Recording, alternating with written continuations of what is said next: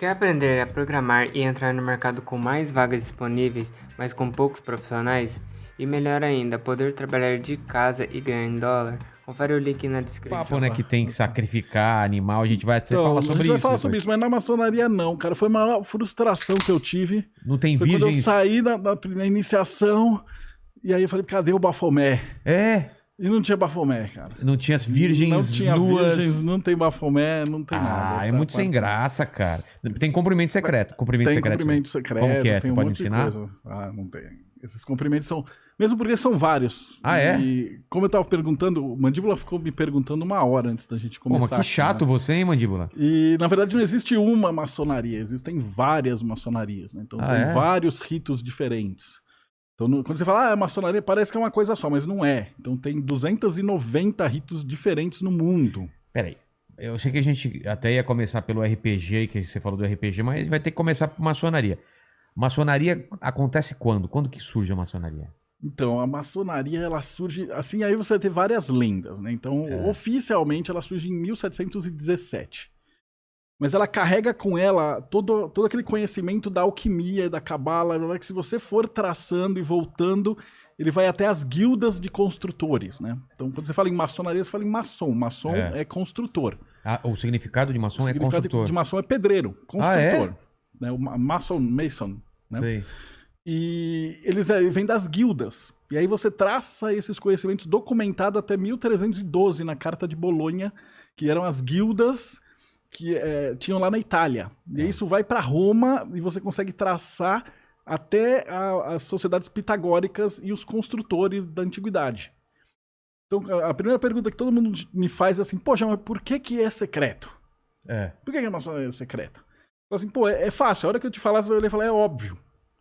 É secreto por quê? Porque os caras tinham o domínio da construção das coisas militares. Então o que você construía? Castelo, aqueduto, ponte. Eles dominavam os ferreiros, então faziam espada de metal, passagem secreta, Sim. barco. Então você não podia simplesmente chegar e falar assim, porra, ó, vou pegar aqui o Mandíbula, vamos pôr, a gente ensina toda a ordem. Não, cara. Isso demorava 7 anos pro cara ser era mestre. valioso pra caramba, né? Imagina você saber forjar as espadas de aço, de metal, de ferro, quando o resto tinha cobre. É. Ou você saber a catapulta, ou você ter a matemática, você ter... Construir uma ponte. Construir uma ponte, um aqueduto para trazer a água para uma cidade. Então esse era um conhecimento valiosíssimo. Por isso que a galera precisava escolher com muito cuidado quem é que entrava, né? Entendi. Então isso aí vai sendo desenvolvido. Depois ele para de ser... as guildas param de ser só de construção, e aí eles começam a pegar refugiados da Guilda igreja. é o quê? Guilda é o nome que dá para quando você tem um grupo de pessoas, ou um grupo de artesão. Tá. Então você tinha a guilda dos sapateiros, a guilda dos peixes, dos pescadores, dos desenhistas, dos artistas.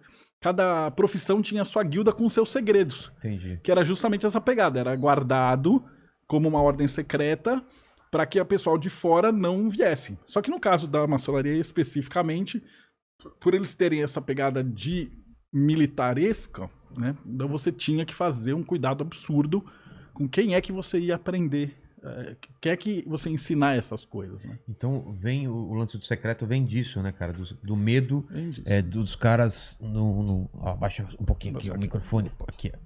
O medo desse conhecimento vazar. E ir pro seu inimigo. Isso. E aí o que acontece é que no final do século 17, 18, o pessoal está escondido. Então eles começam a também trazer para dentro da maçonaria os cientistas. Então todo mundo que tretava com a igreja ia ser queimado pela Inquisição, fugia para dentro da maçonaria. E aí eles usaram aquela estrutura dos templários para se abrigar. Então muita gente fala assim, não, a maçonaria veio dos templários. Não é verdade. Elas são 2 ordens que são paralelas. Então você tinha os cavaleiros que tinham a ideia, que protegiam lá até Jerusalém, etc. E você tinha os construtores, que depois de um tempo começou a qualquer um. Então os luteranos ameaçavam ir para a fogueira, vinha para a maçonaria. Judeu, vai pra fogueira, vem pra maçonaria. Só que não tinha esse nome, tá? Não era esse nome maçonaria. Era guilda, guilda dos maçons, guilda dos construtores, cada uma tinha o nome de uma cidade. Era uma coisa muito pulverizada, muito pulverizada. E aí o que acontece? Em 1666, né, 666, número da besta. Caramba. Londres pega fogo e queima a cidade inteirinha. Então passa uma semana queimando a cidade e ela vem abaixo. E o rei, que já estava tretado com a igreja, ele fala assim, pô, então vamos reconstruir a cidade. E aí ele chama todos os maçons, principais guildas, porque ia ter muita coisa para construir. Então os caras passam 50 anos lá. E aí eles sentiram que a parte política estava boa, eles estavam protegidos e tal, e aí eles fundam a Grande Loja Unida da Inglaterra. Então, que é a primeira maçonaria oficial com nome, maçonaria e tal. E aí as outras guildas começam a validar os seus rituais e entrar para essa grande ordem. E aí o resto é história, ela vai crescendo e pega o mundo inteiro. Mas não era religião ainda. Não, na verdade a maçonaria ela abrange todas as religiões. Porque se você era hindu, você ia pra fogueira. Se você era judeu, você ia pra fogueira. Se você era calvinista, você ia pra fogueira. Luterano ia pra fogueira. Cátaro ia pra fogueira. Então toda a galera que tinha alguma religião que não era a católica apostólica romana entrava pra maçonaria. Por isso você tem diversos ritos diferentes e a maçonaria abriga todo tipo de pessoa. Então você só precisa acreditar numa força primordial. A gente chama de Keter, o grande arquiteto do universo. Pode ser Deus, Alá, as estrelas, o universo. Aceita todo tipo de crença aceita lá dentro? Qualquer tipo de crença. A única... Mas serve a alguma coisa? A alguma coisa. Você tem que acreditar numa entidade superior. Pode ser o universo mesmo. Você não precisa acreditar no velhinho barbudo sentado no alto. Mas dentro da maçonaria o cara pode entrar com uma cruz pendurada? Pode entrar com o que ele quiser. Cruz. Você vai ter um livro na qual o cara vai jurar. E pode ser uma Bíblia, pode ser um Corão, pode ser o livro dos Espíritos, pode ser até o livro da lei, telêmico. Sei. Então você tem liberdade total de culto lá dentro, que era justamente essa proteção. Tá. Pra galera ficar com medo da maçonaria. Falar, a maçonaria tem essa estrutura pra abrigar bandido, pra abrigar... Não, na verdade ela tem, é uma estrutura pra abrigar criminoso. Mas quem que era o criminoso? É o cientista. Né? O cara falou que a Terra é redonda. Morre! O cara foge pra maçonaria. Tanto que a primeira... o Newton, a galera que fez a Royal Society, que foi o primeiro grupo de cientistas, né, era maçônico.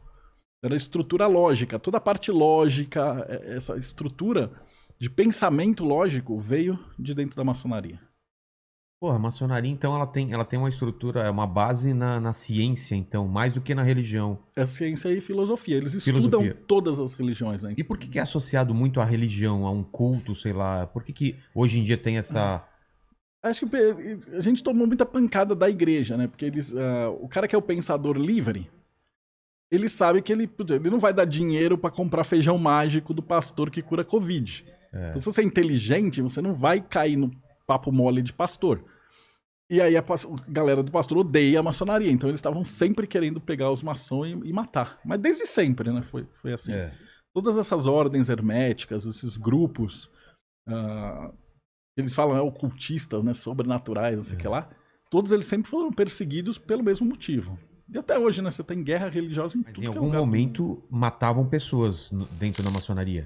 Matavam pessoas. Mas você tinha espiões, né? Porque você tem aqueles rituais pra você conseguir... Isso aí que eu tô falando é de um século pra trás, mais, entendeu? Isso não existe mais. Então quem tá assistindo aí, não existe isso que eu vou falar. Isso no passado, então, fica claro. Isso era no passado. Por quê? Porque a gente pergunta assim, poxa, dentro da maçonaria, fala assim, se você trair a maçonaria, você vai ter a garganta cortada. Para que, se você ler o From Hell do Alan Moore, ele descreve todos os ritos maçônicos da época do Jack Stripador. E lá você fala, se você trair a maçonaria, você tem a garganta cortada, as orelhas arrancadas, o saco cortado. Tudo coisa horrível. Por quê? Porque para a Inquisição, ele falava assim, cara, se você denunciar um templário, um maçom, você tem direito a 25% do dinheiro do cara. Então era um puta negócio. Imagina, a gente tá aqui na maçonaria e entra o mandíbula, ele pega tudo, olha a gente, dedura, e aí fica com 25% seu, 25% meu. Então, os caras estavam sempre vigiando. Então, pra você entrar na maçonaria naquela época, os caras já sabiam tudo da sua vida. Eles tinham tudo que era lugar. Então, até você entrar e chegar lá, os caras já sabiam tudo da sua vida. Então, no meio do ritual, que existe alguma coisa simbólica até hoje, você vai passar por uma etapa ali que você tá vendado, etc. E os caras matavam o cara ali na hora. Caramba. E já sumiam com o corpo. Mas sumiam porque descobriam que era um espião, então. Sabiam que o cara era da Inquisição, era um espião, era um cara que estava infiltrado para roubar. Então vai ver que é Porque daí que tinha vem esse perigo, medo. né? É daí de trás que vem essa lenda. Essa lenda. Não, essa lenda é famosíssima. Tem uma lenda do começo do século passado ainda, 18 para 19, que eles pegaram nos Estados Unidos, um policial, eles estavam levando um cara num barril e iam jogar o cara do barril das cataratas. Ué, é o pica-pau. Que é o do pica-pau. É exatamente o pica-pau. Só que os caras estavam... Só que a polícia pegou esses caras antes. Sim. E aí eles olharam lá e falaram assim, cara, tem um jardineiro, um padeiro, um juiz, um policial. Assim.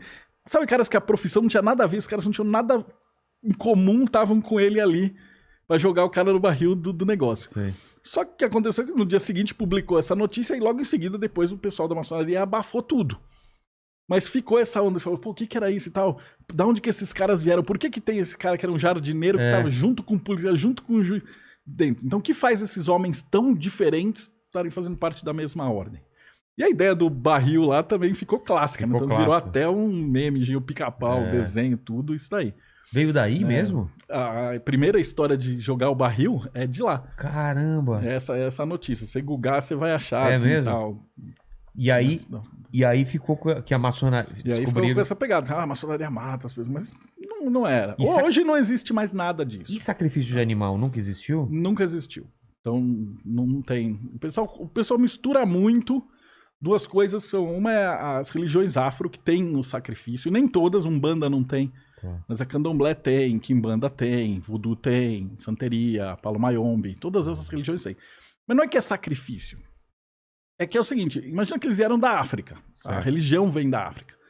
E lá o que a gente chama de sacrifício, eles chamam de almoço. Então, come depois o... Come, então não existe sacrifício de animal. Então você faz, por exemplo, você tem um ritual que você vai lá do Candomblé ou dentro de uma Umbandomblé ou uma Umbanda raiz. Então vai lá e você vai fazer o sacrifício. Então o pai de santo com mão de corte, ele vai fazer o corte, fazer o sacrifício. Ele chama sacro ofício, né? Tanto que a maioria dos pais de santo prefere o termo oferenda. Ah, é verdade. E aí eles matam o animal com todo respeito. Tudo tem que ser feito assim, é bem cocheira a parada. E o cocheira é um tipo de comida. E o halal também é um tipo de comida religiosamente preparada. Tá. E aí eles matam as partes que não são comestíveis, né? Tipo pata, bico, cabelo, isso vai pro altar. E a parte que é comestível depois já vai para um outro lado, a mulherada já depena o bicho, já prepara. E aí no dia seguinte eles fazem uma festa para algum, para o que for, e come-se toda aquela comida. Então não tem zero desperdício de animal. Então não existe sacrifício, isso aí é o tipo de coisa que o pessoal, pastor de neopentecostal, usa para jogar a opinião pública contra as religiões afros, as ordens iniciáticas e tudo.